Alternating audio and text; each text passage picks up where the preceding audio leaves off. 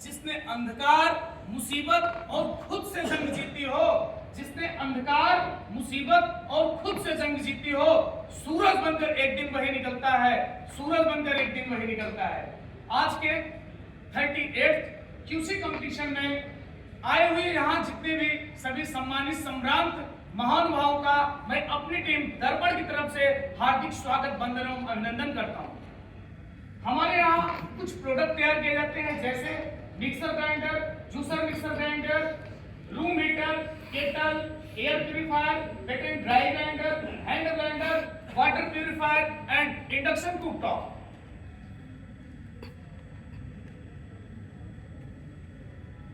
आइए हम आपको अपनी टीम से अवगत कराते हैं। हमारी टीम का क्या नाम है? मैं टीम लीडर दीपिका जटमोला। मैं टीम मेंबर अमित तिवारी। मैं टीम मेंबर वेदिका। मैं टीम मेंबर सूरज उपाध्याय। मैं टीम मेंबर नेहा। मैं टीम मेंबर नितिन कुमार। और हमारे facilitator mister Ajit Kumar and team coordinator mister Saurabh Sharma sir. आइए मैं आप सभी को अपने प्रोजेक्ट की कुछ डिटेल से अवगत कराती हूँ। हमारा प्रोजेक्ट 1 मार्च 2025 को स्टार्ट हुआ, जो कि 30 जून 2025 को कंप्लीट हुआ। हम मीटिंग टूल रूम एरिया में क्या करते थे, जो कि ट्यूसडे फ्राइडे को होती थी। हमारा मीटिंग टाइम 11 से 11:30 हुआ करता था। हमारी नंबर ऑफ मीटिंग 38 थी, जिसकी अटेंडेंस 97% थी। अपने प्रोजेक्ट को पूरा करने के लिए हमने मिनट्स ऑफ मीटिंग किया, डाटा को कलेक्ट किया, अदर डिपार्टमेंट के साथ कोऑर्डिनेट किया, पीपीटी प्रिपेयर की, फीडबैक कलेक्ट किया और सॉल्यूशन इफेक्टिव पे भी काम किया। इस क्वालिटी सर्कल को पूरा करने के लिए हमने PDCA साइकिल का प्रयोग किया, जिसमें हमने प्लान चेक एक्ट अप्रोच का यूज किया। इस PDCA साइकिल को कंप्लीट करने के लिए हमने डेमिंग साइकिल के 12 स्टेप्स को फॉलो किया। किसी भी कार्य को करने के लिए एक प्लानिंग की जरूरत होती है, जिसके लिए हमने एक्टिविटी चार्ट बनाया, जो कि इस प्रकार है। आइए शुरुआत करते हैं आइडेंटिफिकेशन ऑफ प्रॉब्लम से। आइडेंटिफिकेशन ऑफ प्रॉब्लम में सबसे पहले हम अपने सभी टीम के सदस्यों के साथ मिलकर ब्रेनस्टॉर्मिंग टूल की सहायता से अपने शॉप फ्लोर पर आने वाली समस्याओं को ढूंढ निकाला, जिनमें से हमारी 40 समस्याएं निकलकर सामने आई हैं, जो कि निम्नोक्त इस प्रकार है। आइए बढ़ते हैं सिलेक्शन ऑफ प्रॉब्लम की तरफ। अपने कार्य क्षेत्र में आने वाली सभी छोटी बड़ी समस्याओं को एकत्रित किया, उसे A, B, C कैटेगरी में विभाजित किया। A टाइप की प्रॉब्लम क्या होती है? जिन्हें हम काइडन की सहायता से स्वयं सॉल्व करते हैं। और B टाइप की प्रॉब्लम क्या होती है? जिनमें हमें अदर डिपार्टमेंट की हेल्प की जरूरत पड़ती है। और C टाइप की प्रॉब्लम क्या होती है? जिनमें हमें टॉप मैनेजमेंट की हेल्प की जरूरत पड़ती है।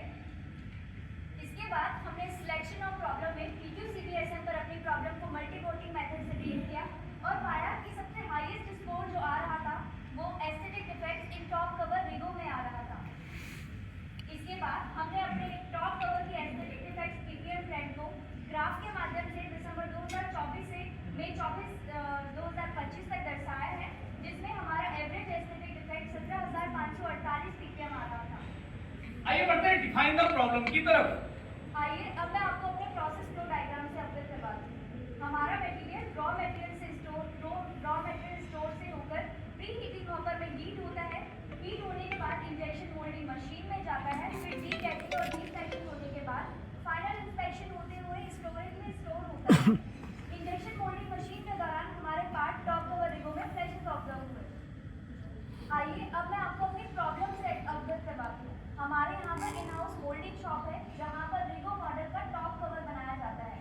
रिगो मॉडल के टॉप कवर की सिंगल कैविटी मोल्ड होने की वजह से हमारा ओवरऑल प्रोडक्शन रेट काफी कम था, जिसकी वजह से हम अपनी कस्टमर रिक्वायरमेंट को ऑन टाइम फुलफिल नहीं कर पा रहे थे।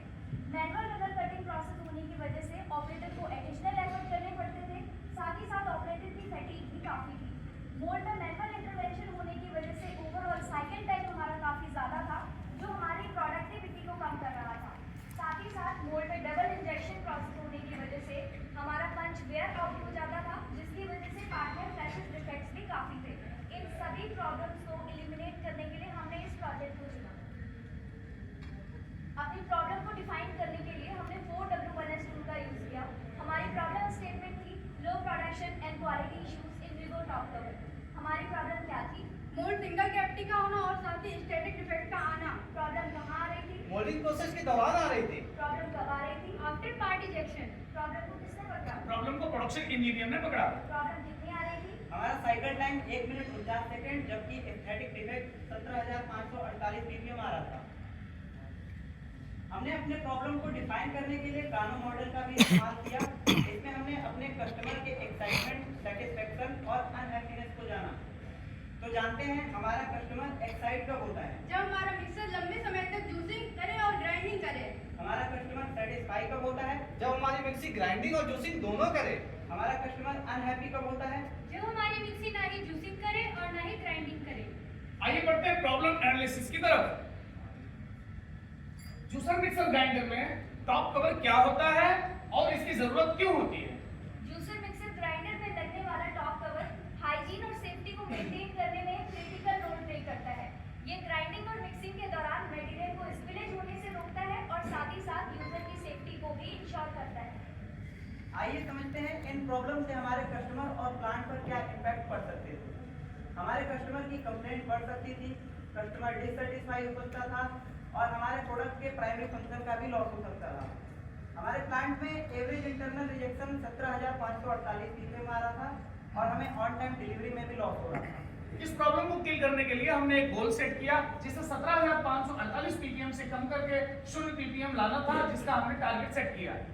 आइए बढ़ते हैं आइडेंटिफिकेशन ऑफ रूट कॉज की तरफ। अपनी समस्या को और गहराई से जानने के लिए हमने फिशबोन डायग्राम का इस्तेमाल किया, जिसमें हमने मैन, मटेरियल, मशीन और मेथड में आने वाले सभी संभावित कारणों का पता लगाया। इसके बाद हमने इश्यू ट्री डायग्राम की हेल्प से मैन, मटेरियल, मशीन और मेथड में आने वाले सभी इश्यूज का पता लगाया। इसके बाद हमने अपने सभी संभावित कारणों का वैलिडेशन किया और पाया कि हमारे 3 वैलिड कॉज सामने निकल कर आए, जिसमें एक मशीन से जो कि फ्लैशेस का आना और दूसरा 2 मेथड से जो थे मैनुअल रनर कटिंग मेथड का होना और सिंगल कैविटी का होना। आइए बढ़ते हैं रूट कॉज वैलिडेशन की तरफ। हमने अपने प्रॉब्लम को और बारीकी से जानने के लिए वाइवा एनालिसिस किया, जिससे हमें पता चला कि हमारा जो प्रॉब्लम आ रहा था वो रिगो मॉडल के टॉप कवर का लो प्रोडक्शन था। हमारा प्रोडक्शन लो क्यों था? क्योंकि साइकिल टाइम हाई था। साइकिल टाइम हाई क्यों था? क्योंकि मोड में पर साइकिल ओनली 1 पार्ट प्रोड्यूस हो रहा था। पर साइकिल में एक पार्ट ही क्यों प्रोड्यूस हो रहा था? क्योंकि मोड की कैपेसिटी उतनी थी। कैपेसिटी उतनी क्यों थी? क्योंकि मोड सिंगल कैविटी का था। आइए बढ़ते हैं अपनी अगली समस्या की ओर, जो थी operator fatigue due to manual runner cutting. Operator fatigue क्यों थी? क्योंकि रनर पार्ट के साथ अटैच होकर इजेक्ट हो रहा था। रनर पार्ट के साथ इजेक्ट क्यों हो रहा था? क्योंकि रनर पार्ट से ऑटोमेटिकली सेपरेट नहीं हो पा रहा था। पार्ट ऑटोमेटिकली सेपरेट क्यों नहीं हो पा रहा था? क्योंकि मोड में ऑटोमेटिक रनर कटिंग सिस्टम नहीं था। ऑटोमेटिक रनर कटिंग सिस्टम क्यों नहीं था? क्योंकि हमारा मोड एज गेट के साथ डिजाइन था, जो ऑटोमेटिक रनर सेपरेशन को अलाउ नहीं करता है। हमारा तीसरा कॉज था flashes observed in रिगो model.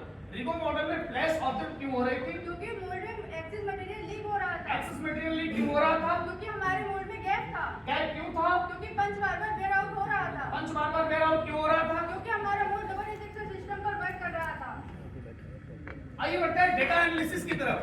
Data analysis में हमने अपने डेटा को एनालाइज किया और पाया कि मोड में सिंगल कैविटी होने की वजह से हमारा पर साइकिल में ओनली 1 पार्ट प्रोड्यूस होता था, जिसकी वजह से हमारा ओवरऑल प्रोडक्शन रेट काफी कम था और हम कस्टमर रिक्वायरमेंट को फुलफिल नहीं कर पाते थे।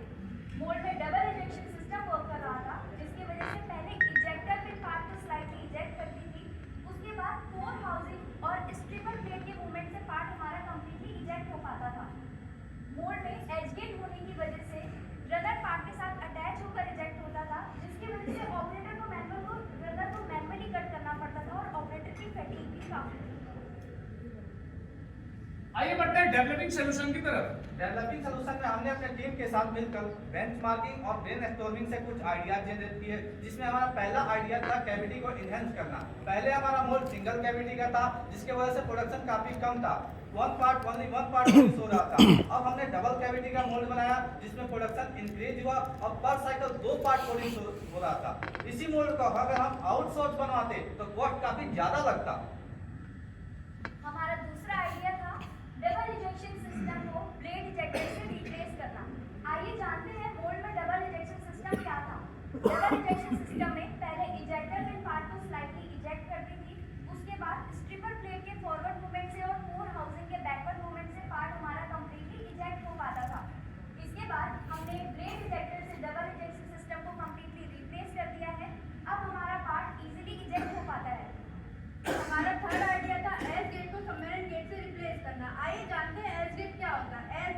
पार्ट की पार्टिंग लाइन के एज पर प्रेजेंट होता है।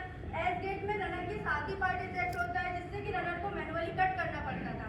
इसके बाद हमारी टीम ने मिलकर ब्रेनस्टॉर्मिंग की और सोचा कि क्यों ना हम सबमरीन गेट बनाएं। सबमरीन गेट को बनाने से हमारे रनर ऑटोमेटिकली कट के नीचे गिर जाता है और मूल पार्ट अकेला ही इजेक्ट होता है। आइए वीडियो के माध्यम से देखते हैं कैसे पहले सिंगल कैविटी मोल्ड होने की वजह से हमारा पर साइकिल में ओनली वन पार्ट प्रोड्यूस होता था। मोल्ड में डबल इंजेक्शन प्रोसेस होने की वजह से पार्ट में फ्लैशेस डिफेक्ट्स काफी थे। साथ ही साथ मोल्ड में एज गेट होने की वजह से रनर पार्ट के साथ अटैच होकर रिजेक्ट होता था, जिसको ऑपरेटर को रनर को मैनुअली कट करना पड़ता था। आफ्टर के माध्यम से आप देख सकते हैं कैसे डबल कैविटी मोल्ड को इम्प्लीमेंट करने के बाद अब हमारे पर साइकिल में 2 पार्ट प्रोड्यूस होते हैं।